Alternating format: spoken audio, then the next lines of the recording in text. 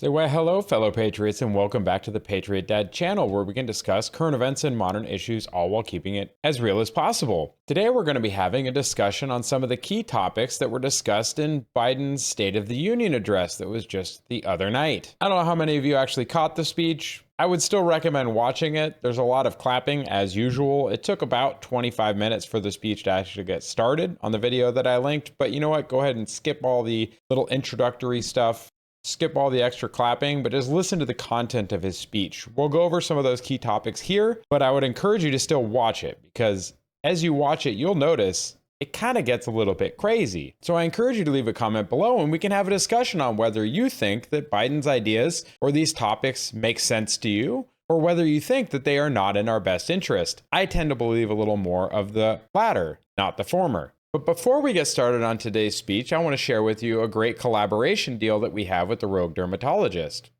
Patriots, a lot of you have been asking about the Second Amendment acrylic print that sits behind me in all of my videos.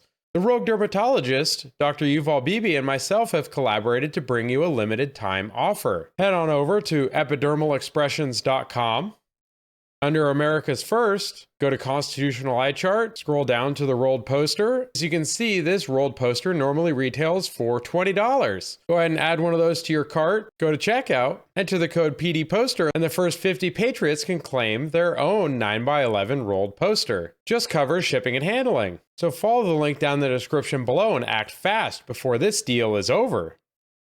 And back to the video. Let's get into it. The speech actually started with a strange reference to the 1941 speech by President Roosevelt, leading into World War II. Now, I don't know if you agree with me or not, but I think starting off our State of the Union speech with reference to a run-up to a world war, right when we're in the middle of a war between Ukraine and Russia, and between Israel and Hamas. Now, why would we point out openly in a speech that's supposed to be about the state of our union that we are going to directly provide weapons to the Ukraine, that we are encouraging the expansion of NATO by talking about two countries that recently joined, Sweden and Finland, which NATO expansion is just poking the Russian bear, because the whole point of all the countries between NATO and Russia was to provide a land barrier so that Europe wouldn't have its influence over Russia. There's a video about that. We're also going to blame Russia for their reaction to the expansion of NATO, which was to invade Ukraine, the same as they took over Crimea back under President Obama. Why are we poking the bear? Why are we encouraging world war? It does not make sense to me, and this doesn't really seem like the right venue. Call me crazy. And then right after that, what do? We roll into a topic about the January 6th insurrection and references to his predecessor, who he refers to constantly as my predecessor, so President Trump, and his attack on democracy. Look, I get it. People want to talk about that we live in a democracy. We don't. We live in a representative republic, which is under attack. But also something everyone seems to forget is that before January 6th of 2021, we had May 29th of 2020, where during George Floyd protests, rioters attacked the area directly surrounding the White House, injured over 60 Secret Service officers, and sent 11 of those to the hospital. So, sure, January 6th, the insurrection, but what about May 29th, 2020? What about that one? Also, during this part of the speech, and I'm going to play this for you here real quick, and it will be very short, but I just want to encourage you to really pay attention to what is said, because to me, this was a Freudian slip. This was not something that was planned. This was a misreading of the teleprompter, and I think this is probably more accurate. But I encourage you, I'll play it for you, and then we can talk about what he actually said, and then what he probably meant. And as usual, this video is linked in the description. America stood strong and democracy prevailed. Or the Republic. We must be honest. The threat to democracy must be defended. I'm sorry, I'll play that again for you. Honest. The threat to democracy must be defended. Okay. So I'm sure you guys heard it just like I heard it. He states specifically that the threat to democracy must be defended. Interesting. So are you saying that you, sir, are a threat to democracy? I mean, I would say you are. The whole lot of you in government are a bunch of totalitarians, and you don't really want the people to have a voice. You just use the people for your own ends. I found that slip kind of interesting. The speech then moves on where we're getting into in vitro fertilization rights, we're getting into abortion rights, but also Biden makes a veiled threat against the Supreme Court for their decision on Roe v. Wade. So their decision on Roe v. Wade really isn't ideological at all. It's a constitutional decision. Was it under the purview of the federal government to dictate policy to all 50 states in that manner? It was ruled that they didn't. And I would argue I want as many things decided outside of the federal government at the state or local level as possible, because I believe that the people closer to me in my community know better what I need. Somebody in some far off city does not know better what I need. The people closer to me do, because that is my community. Then we moved on in the messaging to the economy, and we talked about how the Biden economy is great. Unemployment is as low as ever. Inflation is down. Everything is great. I just don't see it. A lot of these policies that are being implemented have first, second, and third order consequences that they really don't talk about. Later on in the economic discussion, he talks about corporations and rich individuals not paying their fair share. Well, the reason those people and those companies have the amount of resources that they do is because they've provided something of value to the economy. That or they've just stolen it, which if you believe that Jeff Bezos at Amazon has stolen your money, I question why you have the Amazon app installed on your phone. If you don't like the Walton family and their riches, why do you shop at Walmart? They didn't steal this stuff from you guys. The general public decided that they had enough value that they were willing to take their money and they were going to give it to them.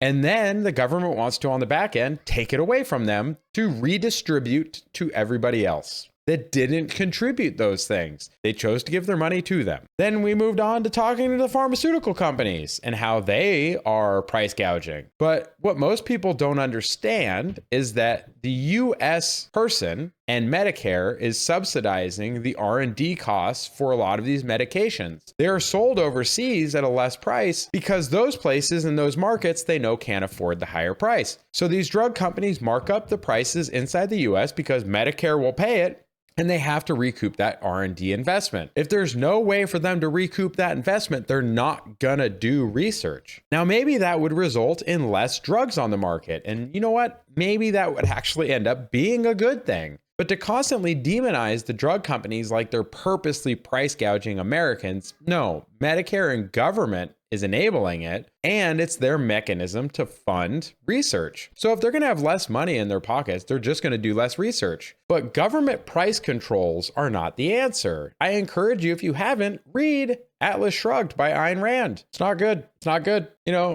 Every time government gets involved in pricing of something, it seems to get worse. So then in the speech, we moved on to first-time home buyers and the unaffordable nature of housing at this point. So how are we going to fix it? Government is going to directly subsidize first-time home buyers $400 a month. That's what he wants, right? More handouts. Do you think that that's going to make homes more affordable? Or do you think everything is just going to get more expensive by $400 a month? If you don't know the answer to that, I would encourage you to look what happened to the price of education when government got involved in education loans. Look, every time government gets involved and manipulates and messes around in the market isn't free. The less free the free market is, the worse it gets. This is why centralized planning doesn't work. This is why communism doesn't work. The free market must set the prices. The free market is the agreement between the seller and the buyer, and they come together and they say, at this price, this product, yes, they shake hands, everybody's happy. No interference required. If the price is too high, there's no buy. If the price is too low, supply is not going to keep up. So what are we doing? Why are we allowing government to get more involved and not get less involved? I would encourage the government right now to get as far away from everything as possible. Do your job and protect our country from enemies, foreign and domestic. Help the states cooperate with each other, and then stay out of the way, please. Something else we went into a little in the speech is Biden talks about public education and that we should expand public education to include preschool. Now, it seems like they just want people in the workforce and they want parents to not be involved in the kids' lives. The government wants more time with your kids, not less. I would hesitate to give the government any more time with my kids. And not only that, but if we want to pay public school teachers more, I'm fine with that. But the only reason I'm fine with that is if we have a compromise.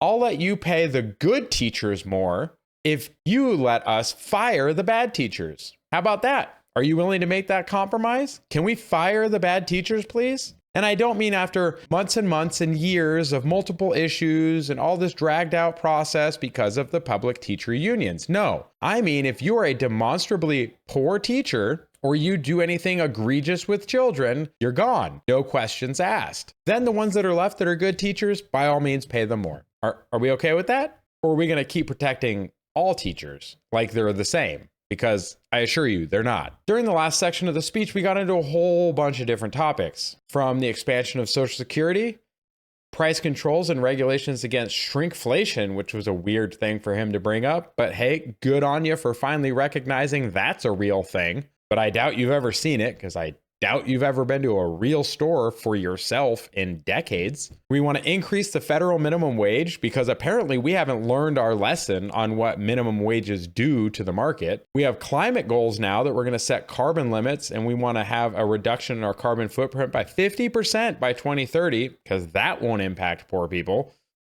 We're going to have a federal ban on assault weapons and limiting high capacity magazines. Okay, sure. Right after talking about how, everybody's rights are important, we're going to strip away those Second Amendment ones, though. Then we talk about the war in Gaza. There's so many things that we talked about that are just conflicting with each other. Everybody's rights, but take away the Second Amendment.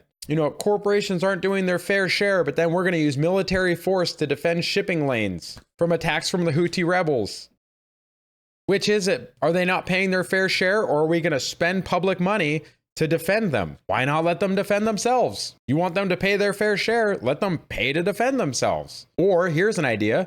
We could just make stuff here in America and then we wouldn't have to worry about all this international shipping. There's another idea. It's like, and I know my audience is smart. I know that you guys know better, but you need to share this video with others so that they can learn better, because the average person isn't really aware of the kind of force and power the government would have to wield against us, the people, in order to implement the majority of these things that Biden has called for in this speech. Is anyone actually that interested in turning over that much more of their lives to a federal bureaucracy that loves to put its boot on the neck of half of the country? Look at the difference in treatment of the people that showed up on January 6th in 2021 versus the people that showed up on May 29th in 2020. The May 29th people barely slap on the wrist. They injured 60 Secret Service people and put 11 of them in the hospital. And then you have the January 6ers that there are still some of them in confinement awaiting charges. That was January 6th of 2021. It is now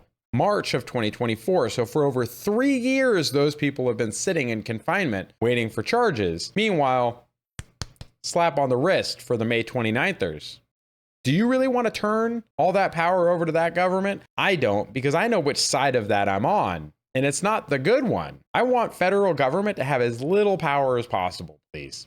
Do the things that you're required to do, and you don't need any more authority than that. Leave it up to the states, leave it up to the counties, leave it up to the people. It's like we as a nation need to stop destroying our communities and stop dividing each other against each other. We need to start uniting around the principles and values that made this country great. Sure, there were things that we were doing around the founding of the country that were bad, but we've learned from those things. We need to demand change, but not change that progressivism wants. We need to change to bring back the values that made our country and our society great. We need to educate ourselves better on what is actually happening in the world. We cannot rely on traditional media to do that anymore. We need to be involved in the process. We need to purge these socialists and these progressives out of our institutions. In the coming weeks, I look forward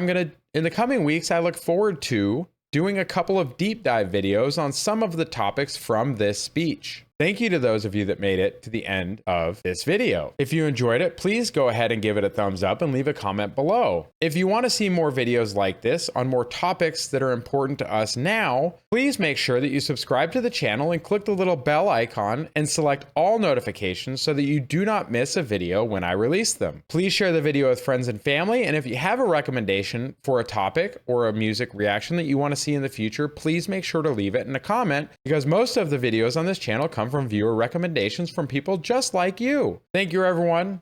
I hope you have a wonderful week. Take care of yourselves. God bless. and bye for now. Go ahead and check out one of the links on the screen now to either subscribe to the channel and see the rest of the videos of the channel, or one of the carefully selected videos that you may wish to see that YouTube has used its algorithm to select for you.